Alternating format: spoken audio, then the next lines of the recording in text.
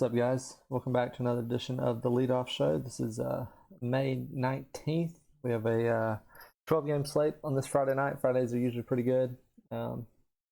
Everyone playing, usually get a big slate. So we can go ahead and jump right in. We got a lot to get to today. Real quick on the weather. I think Roth said he's out for a few days. Yeah, for about a week. So a different meteorologist is updating this page still, but there might not be like the usual Twitter updates close to lock, so I might have to kind of keep more up to date with this page and see what's going on. Real quick, the Pittsburgh isn't on our slate. Cincinnati's not on our slate. Dodgers and Cardinals. Anything looks like it might just be a delay or a late start from what I can tell. Some rain moving in at the beginning of the game, so I think we should be fine here. If anything changes, we can come back to that later, but we're probably not going to have any interest in the pitchers anyway, so hopefully they just finish the game here. And then the other games, high winds in San Francisco, winds blowing out in Mets game, winds blowing out in Royals White Sox. So we can, don't look like we have any concerns pitcher-wise. Kind of general overview on the slate. It's kind of a weird slate for pitching. Joe Ryan's the only pitcher over 10K. Sandy's 9.8, and they have a lot of pitchers in like the 7.5 to 9K range. So I think ownership should be pretty spread out, and then even the batters I think are kind of spread out too. So we can walk through it, but it might just be kind of, if you find a spot you really like, you should be able to play it without ownership really being an issue. All right, so first game we got Tigers Nats. Matthew Boyd 7.1K. Versus Jake Irvin 6.7K. Even money game right now. For Matt Boyd, I feel like he has really good strikeout numbers against lefties. We've kind of seen this is a low strikeout team for the Nats, so kind of a little nervous about taking him here in this spot. Just for reference, we do have Martin Perez and Reed Detmers in the 7K range. I think I'd probably rather go there. Yeah, you can see he has a lower strikeout rate than I was expecting overall, but versus righties is under 19 or under 20%. Gonna be facing a lot of righties in this lineup. Only it looks like 3 lefties. So I think I'm out on Matt Boyd tonight. Like I said, we usually see him do pretty well against kind of lefty heavy lineups, but this is already a low strikeout team. I think I'm gonna be out on Boyd. Jake Irvin on the other side. I mean, you'd want to be able to take pitchers against Detroit, but I don't think Irvin's really the guy to do that. I think it's just kind of getting too cute on this slate to play him. So I really don't have any interest in Jake Irvin either. I'd rather just play Martin Perez or somebody like that. But for single entry, I don't think he's really worth getting to. There's a little bit of upside, but yes, I mean, if he got more than 5 strikeouts, it'd be considered a great start for him. So probably out. For the Tigers, though, I'm probably out on them as well. Irvin looks like he does limit power really well. ISO numbers under 100 for righties and lefties, so I think I'm going to be out on the Tigers. Looking to see any bat, like specifically. No one's really standing out, so I think I'm going to be out on the Tigers. Over on the Nat side, I think we can attack Boyd with a couple righties if we wanted to. It's still pretty low ISO number for him, only 0.142. Candelario, I think he's almost better from the left side, so might be out there. Yeah, the more I look at it, I mean, this is a huge slate. I don't think there's any reason to play Nats. Maybe get Lane Thomas or something if you need a cheap one-off. But other than that, I'll probably just stay away from this game. Our next game at Cubs-Phillies, 4.25 total for the Cubs, 4.75 for the Phillies. Marcus Stroman, 8.8K versus Ranger Suarez, 6.3K. I don't have interest in Stroman here at that price. It's a pretty steep price, especially in a hitter's park like Philadelphia. He's a low strikeout guy, so we can just skip over him on this slate. Worlds on the other side is interesting. 6.3K is pretty fair, I would say, for him. He has first start back last time out. In Coors did much better than expected. I'm just kind of concerned with his pitch count. I think he's still probably building up. Let me see if I can see like a projected pitch count or anything on him. Yeah, I think he was in like the 70 to 80 pitch range last time, so maybe he can get up to like 85 or 90 this time out. we've talked about before, this Cubs lineup is pretty solid against lefties. Though they have a lot of power righties in there. Bellinger's gonna be the only lefty he sees, and yeah, Suarez has pretty extreme splits, lefties and righties. So I think I'm gonna be out on Suarez here in this spot as well. As for bats go on this side, Cubs certainly make for an interesting play. Just like I said, they have been solid against lefties all year. This is a good hitter's park. They've just been kind of overperforming, I feel like, too. Morel, I'd have more interest in him if he was batting leadoff. Horner might be back, so if that's the case, Morel's going to be down the order some. But so maybe just a few Cubs is where I end up, as opposed to a full stack here. I can see again Suzuki, maybe even Swanson as well, and then Wisdom. I mean, he's boomer bust. He's gonna jack a homer, strike out. Yeah, 0.326 ISO with almost a 40% K rate, which is just crazy. Maybe just mix and match a couple Cubs. I don't mind that at all. Over for the Phillies, the prices are just crazy. I mean, look at this. 4.5 is Stott, is the cheapest guy in the top 6, and then wouldn't want Bohm really versus righty, and then Marsh is 3.9K is more expensive than he probably should be. I think I'm going to be out on the full stack on the Phillies as well. They're just hard to get to. I mean, they're way too expensive. And Stroman's always been decent at limiting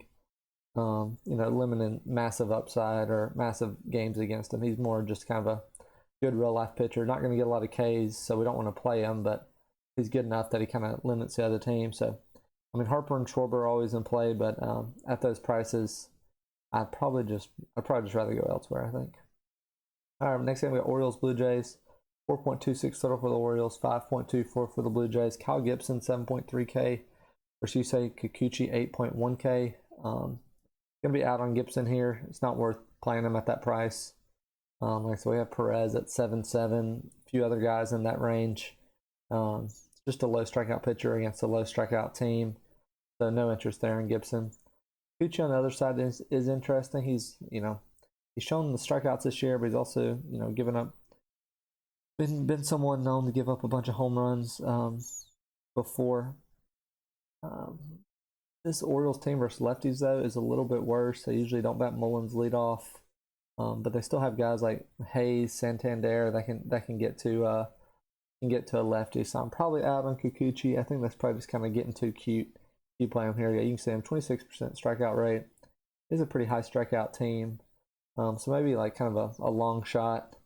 And if you're in a big tournament or something, single entry, I think it's probably getting too cute. For the Orioles bats, so you can see here, we definitely want to attack Kikuchi with righties. That would be Santander for me. He's been on fire lately. Mountcastle would be a good play, getting him out of Baltimore. He can finally hit a home run to left field. I feel like he's the guy that got hurt most by them moving the ball back. Really, any of these three guys in the middle. Would love to play Mateo, but his price is just way too high. McCann's probably going to get pinched hit for, so out on him. So I think Mountcastle, Santander, Hayes, I'd be interested in. If you end up making a full stack work, that's fine. But any of those three, I think, could be an interesting one-off. As for the Blue Jays, I think they're certainly in play here in the spot against Gibson. We'll see if we can attack him one way or the other. Problem with the Blue Jays is most of their good hitters are righties, and we're going to be facing a righty here in this spot. So, let's see what we got.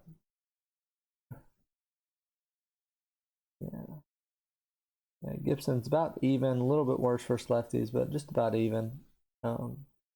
Pretty high ground ball rate, though, for Gibson, so that does worry me a little bit. I think I would just kind of stay in the middle of the order here with Varsho Chapman. I think I kind of like either one of those two guys. High fly ball rate, so they should be able to get to Gibson regardless. And then Merrifield's been running like crazy, so I wouldn't mind him either. So if you make a full stack, I don't, you can mix and match really anybody you want. If you take some one-offs, I still like 4, 5, 6 for them as well. I think those prices are fair, and they make for a good one-offs. But if you full stack, adding Springer, Bichette, or Vlad, certainly gives the offense a ton of upside. I don't think the Blue Jays will be that owned either. I'm trying to think. We have the White Sox. We have the Astros against the A's on this slate. That's probably the highest owned. And then White Sox against Greinke. So outside of those two, ownership should be pretty spread out. So if you like the Blue Jays, don't fault you there. I think they're in a great spot. Our next game, we got Guardians Mets. 3.86 total for the Guardians, 4.64 for the Mets. Cal Quantrill, 6.9K versus Carlos Carrasco, 8.2K. No interest in Quantrill. It's not gonna, he's a low strikeout pitcher in a low strikeout matchup. No interest there. Carrasco, I think this is his first game back from being injured. If that's the case, yeah, his first game since April 15th. So if that's the case, my guess would be his pitch count would be capped at like 90. And he's already kind of a low upside guy as well. I think I'm going to be out, especially in this matchup against the Guardians. Looks like they're projecting Ramirez and Naylor back in there. So I think I'm just going to be out on Carrasco. Guardians, on the flip side though, might make for an interesting stack if those guys are back in there. One problem is they're lefties here, and it looks like the wind is blowing out to left field. So it might be more of like a one-off kind of thing. Yeah, you can see Quantrill there, 15.7% K rate. So yeah, no interest there. Yeah, it looks like Carrasco is pretty even splits against lefties and righties. So if I might be out on the full stack for the Guardians, but Ramirez and Naylor are certainly in play. If Naylor's back in there, I would love him in the spot. He was on fire before he missed the last few games. So, and the bottom of the order definitely gives you plenty of salary. So I mean, you could go Ramirez or Rosario, Ramirez, Naylor, Jimenez, Zanino, or something like that. If you want to go cheap stack and pay up twice at pitching, I think that's in play here in this spot. All right, next game, or over on the Mets side, let's see if Quantrill can be attacked by either side. Oh, the Mets their full stack haven't really gone off lately. I mean, Alonso's always in play. Looks like he's about even splits wise. Just kind of a low power guy. Doesn't give up a lot of hard power. So I guess Alonso. I mean, I know that's the easy answer, but I think that's probably just where I would go, especially with this wind blowing out to left field. I don't like taking off too many hitters here in this ballpark. So Alonso would be fine. And then Beatty, just because of his price, if he's in there and the 5-hole, I think he's okay. But probably would not full stack the Mets in this spot. All right, next game we got Mariners Braves. 4.09 total for the Mariners, 4.91 for the Braves. Bryce Miller, 9.4K versus Bryce Elder, 9.2K. Miller's been incredible this year. At least he's been putting up incredible fantasy numbers, but from what I've seen, his peripheral numbers don't exactly back that up. He's gotten very lucky this year with regards to K rate and home run to fly ball rate and things like that. So it kind of makes me a little nervous here, especially in the spot against the Braves. You can see 4.27 xFIP. So I would and 60% fly ball rate. So if that's the case, I think it's just a matter of time before someone gets to him. So I'm probably out on Miller, especially at that price. 9.4K is tough here against the Braves, especially. So over on the other side, Bryce Elder at not at 9.2K. I don't have interest in him there. He's been pretty good this year. But I mean, he's not a 9.2K pitcher. His strikeout, if he gets a K per 9, I think that would be good for him. 20% K rate. So at 9.2K, he's not worth it. Snell's at 8.5. I'd rather play him. Detmer's 7.9. Paxton 8.3. Any one of those guys, I think, have more upside than Elder. So I think I'd be out there.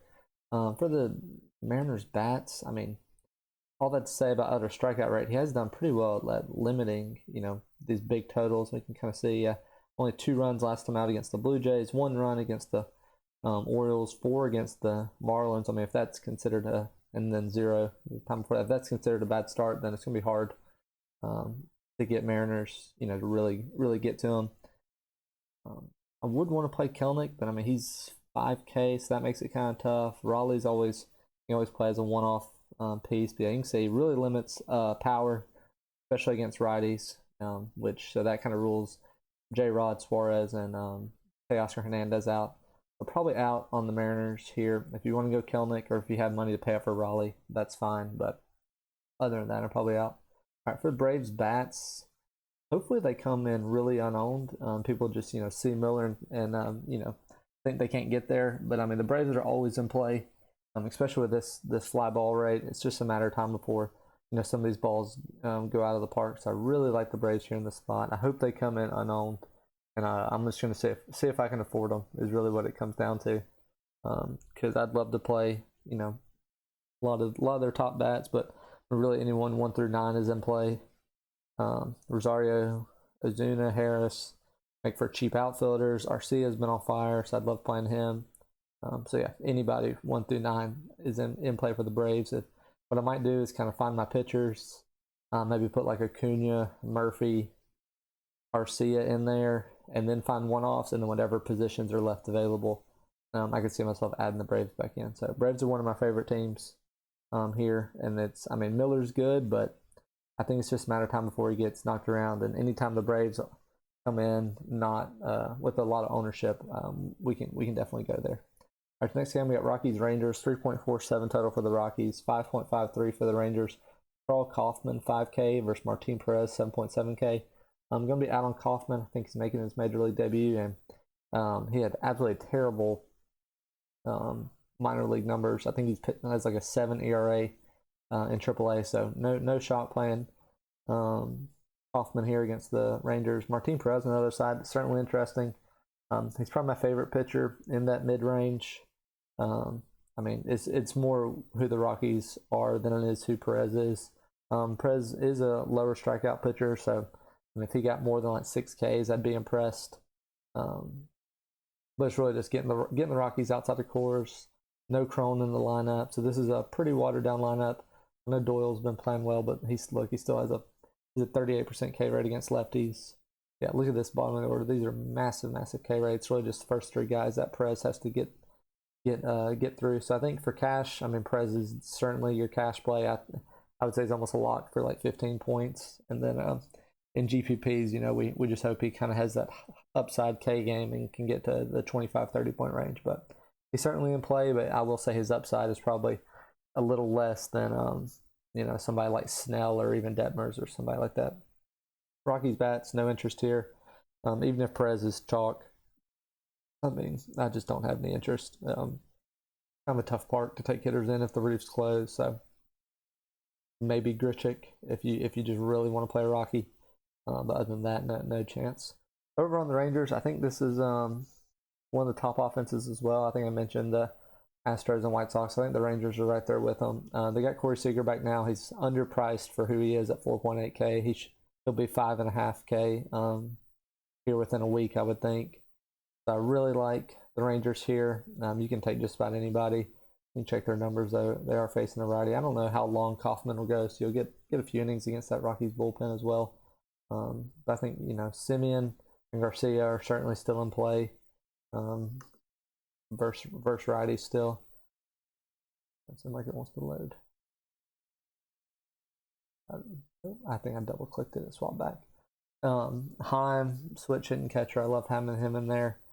So I think Simeon, Seager, Lowe, Garcia, Heim, that might be kind of popular being 1 through 4 plus the catcher. Might even be kind of expensive, but just play around with it. Don't take like 2 of these bottom guys. Maybe if you can afford just like 1 of the 1 through 9 or 7 through 9 guys. Just because I think there's just kind of less upside here at the bottom of the order. But Duran, I wouldn't mind going with him at all. Especially, if you play Duran, you don't have Seager. So just play around with it, see if you can get. No Seager certainly makes your Ranger stacks different, but that's one of the main reasons we're playing the Rangers is because we want Seager here in this spot. So, but just overall, though, do have interest in the Rangers. Our next game, we got Royals White Sox, 4.56 total for the Royals, 4.9 for the White Sox. Zach Greinke 5.6K versus Michael Kopech 7.4K. Greinke has been better this year. Strikeouts are up just a tiny bit, which it's easier to be up from 0%, basically like it was last year. But he really just kind of limits the big game. The Twins got to him for 7 a few starts ago, but 0, 2, 3, 0. He had that 7, then he had 4 in there. It makes me a little nervous of full stacking the White Sox, but with that being said, his K rate is still so low that I'm just gonna be out on Greinke here. I'm never gonna play him. On the flip side, Kopech against the Royals, no interest there. Royals have been kind of coming alive. They've been playing them all season until the last few weeks when they finally started doing well. And Kopech has been really bad. So I think just take one of these other pitchers we talked about in the 7K range. But there's no reason to go to Kopech. For the Royals, though, I do really like the Royals here. They make for pretty good value play as well, just because they have You know, a couple top guys, but then the rest of them are pretty cheap. Pasquantino at 3.6K is a joke. He should be 4 or 5 at least. Melendez is cheap. I mean, look at these prices. I think these guys might come up a lot, just like in optimizers and stuff, because their price is so good. But I do like them here in the spot against Kopech. Really, any of them. Really, any of them you can make work. Let's see if Kopech's numbers are righties or lefties. That might help us kind of pick out guys in the bottom of the order. Yeah, about basically even, I would say. Yeah, very, very low strikeout rate versus righties, though, which is interesting.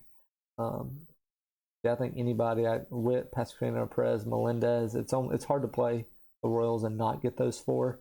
So I would try my best to get them in there.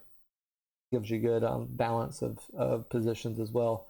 And then maybe just take 5 through 9, whichever position you need, just after you finish building your team. Over on the White Sox side, everything I said about Greinke, he's kind of tough at just like completely blowing up, so it does worry me a little bit. I think I might go elsewhere on my full stack and use this as kind of like a one-off spot. Really like the guys in the middle though: Robert, Moncada, Vaughn, and Sheets. Even Berger's been hitting the ball really well, and that K rate doesn't matter versus Greinke. Yeah, Greinke's about even lefties versus righties. So I'd probably take anywhere from 1 to 3 White Sox would be fine, but I might be out on the full stack here, just because I wouldn't be shocked if Greinke goes 5 innings, 3 runs. And if that's the case, that's not gonna be enough from the White Sox to win on a 12-game slate. Our next game we got A's Astros, 3.6 total for the A's, 5.9 for the Astros. Ken Waldichuk 6K versus Brandon Bielik 6.2K. No interest in Waldichuk. I think he's a good young prospect, but just not happening here against the Astros. For Bielik, do prefer righties against Oakland. We've kind of talked about it. They're much better versus lefties. So I think a righty could get to them. Let's see if I can click on the right game.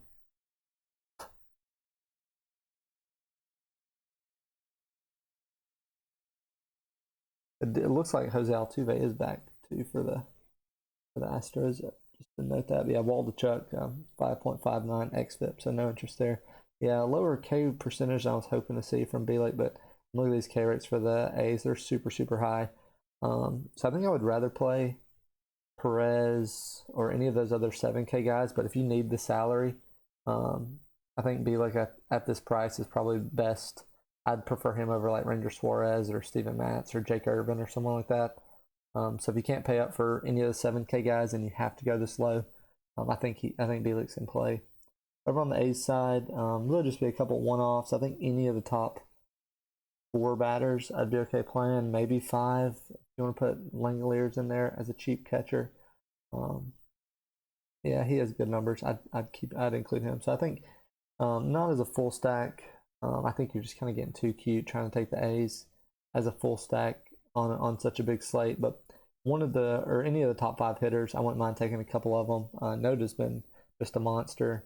Ruiz and Rooker obviously have been putting up a ton of points. So yeah, any of the top 5 hitters I'd be okay with for the A's. All right, on the flip side, I think the Astros are going to be our top stack of the day, projection wise and ownership wise. They're getting Altuve back, so that's a big bump to the lineup. They're getting a lefty here. We've kind of talked about it. Lefties are pretty good against, or a good matchup for the Astros, just because they're all righties, and except for Tucker and Alvarez, who still smash lefties. So I think this is a great spot for the Astros. You can see here, massive numbers for Waldichuk against righties. We know what this A's pin is like. So it's just a great spot for the Astros. 1 through 9, really, whatever you need to do, to make it work. Don't mind putting Abreu in there. I mean, I know he's hadn't had a homer yet this year, but he's still a solid, hitter. Maybe the power will come, even if it doesn't. At 2.7K in the middle of this offense is still a great spot. So loved Astros here. If you go Astros, I don't think ownership's too crazy on pitching. Maybe like Sandy, Alcantara, and Perez is the chalky stack. But I think you can even go Sandy, Perez, Astros, and maybe just kind of get a little different with your 3 one-offs. I think that's probably different enough on such a big slate. You don't have to get too cute with trying to get pivots and all this stuff. I mean, the ownership might spread out, and you can kind of you can kind of take whatever you feel like's a good spot. I appreciate Altuve being 5K though instead of like 2K or something stupid in his first game back. So love the Astros here though. All right, next game we got Dodgers Cardinals. 4.42 total for the Dodgers, 4.08 for the Cardinals. Tony Gonsolin, 8.9K versus Steven Matz, 6.4K. No interest in Gonsolin. I think he's been getting kind of lucky this year. He just always kind of has a short leash too, so it does worry me a little bit. Yeah, only 5 innings, 6 innings last 2 starts. He has been, he's putting up good fantasy numbers, but this is a tough spot against the Cardinals. I really don't have any interest in Gonsolin. I think there's other options in this slate. I'd rather go to Blake Snell or James Paxton or maybe even Bryce Elder over Gonsolin. So I'm probably out there. Matz, I think we just talked about Bielik. I'd rather play Bielik than Matz, not taking the lefty against the Dodgers, especially one who struggled as much as Matz this year. All right, as for the Dodgers bats, it looked like it was 70 degrees with wind blowing in. That concerns me a little bit on the full stack. Matz has been pretty bad this year, and the Dodgers are one of those teams, kind of like the Braves, where they're always in play. So you can certainly go there. We can see if anything stands out really. Here, let's see. Yeah, that pretty bad versus righties, especially. Obviously, that puts Betts, Will Smith, JD Martinez in play. Freeman and Muncy can take anyone deep. Vargas has been really good this year. I'd probably just try to stay away from Rojas. He just has no upside. So I'm probably out there. Thompson, 2.3K is interesting. He got off to that crazy hot start to start the year. That hasn't necessarily continued. He might even get pinch hit for by like David Peralta or something later in the game. I think anybody 1 through 7 is probably where I would end up on the Dodgers, but they're certainly in play. I think I'd rather go to at the Astros or Braves here on this slate, but Dodgers should be lowest owned of all of those. So if you end up there, you should be pretty different. Over on the Cardinals side, I think Gonsolin, he's good enough that he kind of limits upside, but I think he can be attacked. We can see if we can get any splits on him one way or the other. Yeah, about even. Kind of shuts down both sides to see if anything specific stands out for this year. Yeah, he's still good versus both sides. We saw this game go crazy last night, but I think totally different environment now that the rain's moving in. I think it is kind of a worse spot for hitters. I think you can take Gorman, especially if he bats third. He had 2 homers last night, so he's been hitting the ball really well. Goldschmidt obviously is always in play. Newt Bar is always in play. I think maybe just a couple pieces here would be all I would do. I really like Newt Bar and Gorman. If I need those positions filled, like guys in the 4K range, I could see myself ending up there. All right, got a couple games left. Next game is Twins Angels, 4.16 total for the Twins, 3.84 for the Angels. Joe Ryan, 10.3K versus Reed Detmer, 7.9K. Joe Ryan is the most expensive pitcher on this slate, and probably for good reason. He's been really good this year.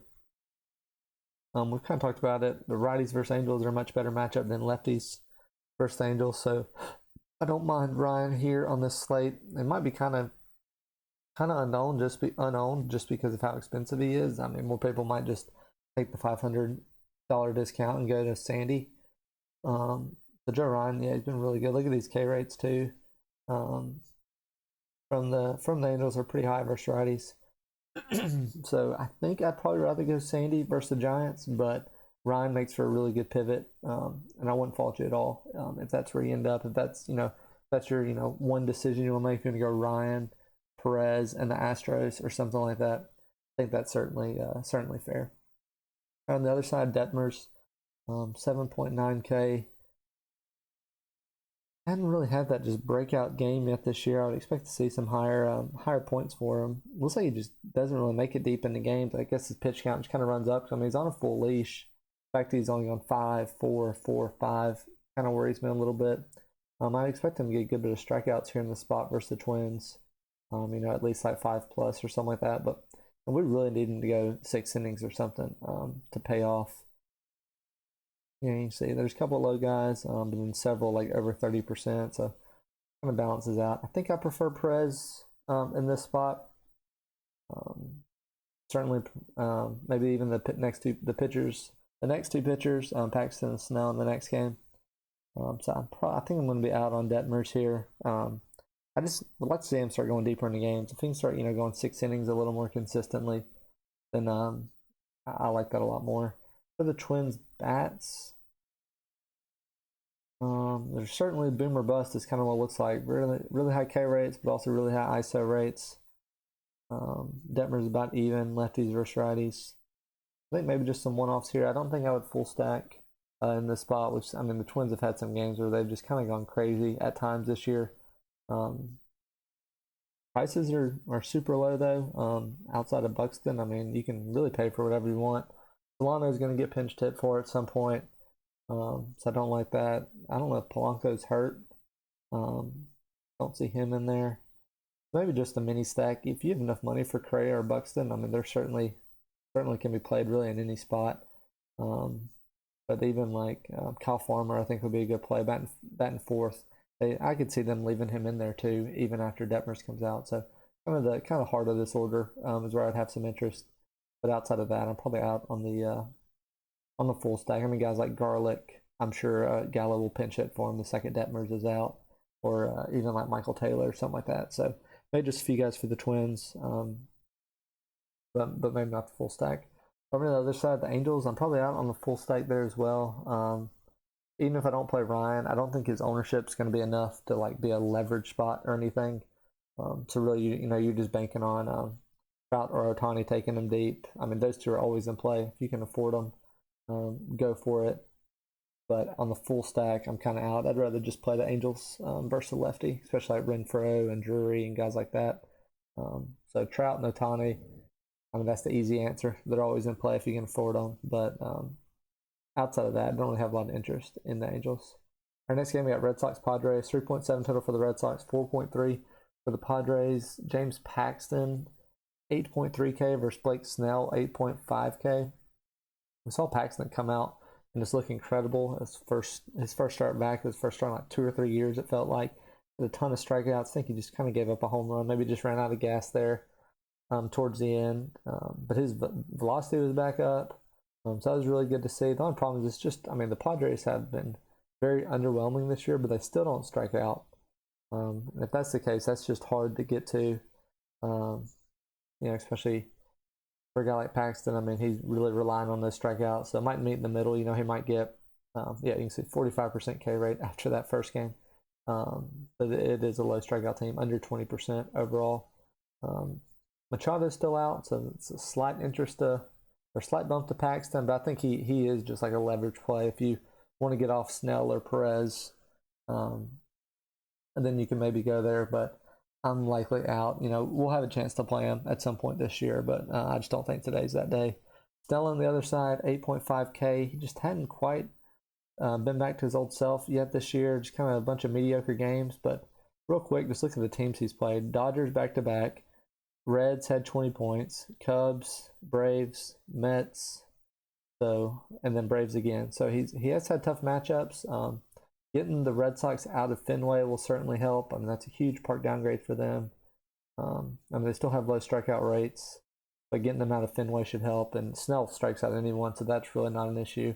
I think he's probably my favorite pitcher in this like 8K range between like Snell, Paxton, Detmers, Perez. Really any of those anybody outside of Sandy basically.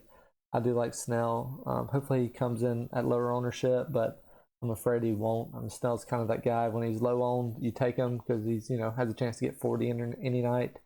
When he's high owned, you fade him just because he has a chance to get -10 really any night as well. So he's certainly in play. I think it's gonna probably be between Sandy, Snell, and Perez for me. I might take 2 of those 3. But some guys like maybe Ryan, Bielik might kind of work their way into the mix. But Snell's certainly in the mix. I think getting the Red Sox out of Fenway, I think is the biggest thing for him. Reds bats, no interest. Most of their good hitters are lefties. So in this lefty matchup, don't want them. Tough park to hit in San Diego. I think I'm just out on the Red Sox. Even the Padres, I think I'm out. They've just been so disappointing this year. Paxton might not go deep, but when he's in there, I expect him to be pretty good. So I think I'm out there. Even like I don't really even like one-offs. Maybe Cruz would be like the only one-off, but I mean Matt Carpenter will probably pinch hit for him if a righty comes in. So I think I'm out on the Padres as well. All right, last game we got Marlins Giants. 3.67 total for the Marlins, 3.83 for the Giants. If you haven't realized yet, Sandy Alcantara is pitching tonight for the Marlins, 9.8K versus DeSclafani, 8.7K. Sandy Leash certainly makes him in play no matter what.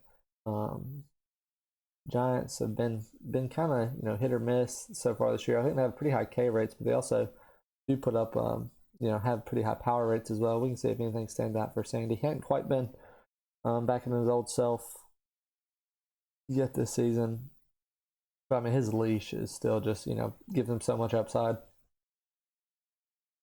Over to the Giants. But yeah, 26% K rate overall. There's a couple low guys in there, but there's a few guys with some massive K rates so far this year. So I really like Sandy here in the spot for good reason. I could see him honestly going like getting to 8 inning complete game, like losing 2-1, not pitching the bottom of the ninth because they're winning, but still getting the complete game. So I like Sandy here. If I can afford him, I'm gonna try to get there. If I can't afford him, I guess drop down to guys like Snell or Perez or something like that. But I'm gonna see what I can do and try to get Alcantara in there. DeSclafani at 8.7K. I would have interest in him. He's a different price, but that price is just too much for who he is. I mean, he's super low. Yeah, 18% K rate. It's a decent K spot for some Marlins. They have a few guys that are basically like will not strike out. Arias, Segura, and Wendell. So maybe on a different slate, have interest in DeSclafani, but at this price, with so many guys in his price range, there's no reason to go there. For Marlins bats, I don't have a lot of interest here. Let's see, 59 degrees, a lot of wind blowing out, but like we've talked about before, that this part kind of neutralizes that. So being under 60 degrees, I don't have a lot of interest in the Marlins bats either, especially righty. Some of these guys I don't love. I mean, you could go De La Cruz, I guess. He's been really good lately. So if you need a cheap outfielder, I'd be fine with that, but that's about it. Over on the Giants side, he's probably getting too cute trying to take a hitter against Sandy. You can probably just fade him and just move on. If you want to chase a home run, you can go like Conforto, or maybe get Estrada on and let him steal. But yeah, you're not paying that 5.5. So maybe Wade or Conforto just because their prices are good. But you're kind of getting too cute if you're playing the Giants against Sandy. Just fade Sandy if you don't like him, and you can find 8 hitters somewhere else. All right, just to recap, I think Sandy's your top pitcher. I'm gonna try to get to him if I can afford him, but shouldn't be a problem on this slate. The only pivot I see, I mean, the only other guy even above 9K that I would consider would be Ryan, but that's kind of a risky spot. It's a pivot only on this slate. There's kind of a next set of guys in the 7 to 8K range that I would consider. I think that's Martin Perez. There it is. Yeah, against the Rockies at home, and Blake Snell against the Red Sox at home. Maybe Reed Detmers against the Twins. Like we said, his leashes is kind of tough. So I think Perez and Snell are probably your main SB2s. And then if you want to kind of pivot off one of those to one of the other guys we mentioned, I think that's okay. Bielik's probably your cheap go-to option if you have to go down that low.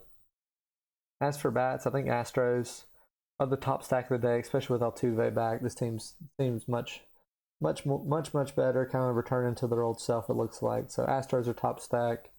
Really like the Rangers here against this Kaufman guy. He should be pretty bad. I think the Braves are in play as always. Miller's gonna get hit here sooner or later. Royals are in play as a cheap stack. Wherever they're at, here we go against Kopech. I think they're in play as a cheap stack. And then maybe maybe just some one-offs here and there elsewhere. I know we mentioned a lot of one-offs, so there are several good just kind of one-off plays mixed in throughout the slate. So I hope that helps. Hopefully everyone has a good night. These Friday slates are always fun, being a huge slate. So it's kind of a weird slate too, with a lot of just like mid-range pitching. So if you find something you like on this huge slate, just go with it. There's no reason to try to get too cute. I don't think anything will be too owned. Maybe Sandy, Perez, and 5 Astros. But I mean, you can do that if you want and just kind of get a more off the wall free stack to go with that. So I think really anything's in play as far as ownership goes. Build you a team that gives you a lot of upside, and just run with it. So all right, hope that helps. Like, comment, subscribe to the video if you haven't yet. I appreciate it, and hit me up if you have any questions. I'll try to answer comments on this video, or you can DM me on Twitter or something like that. So thanks everybody, and I'll see you at the top.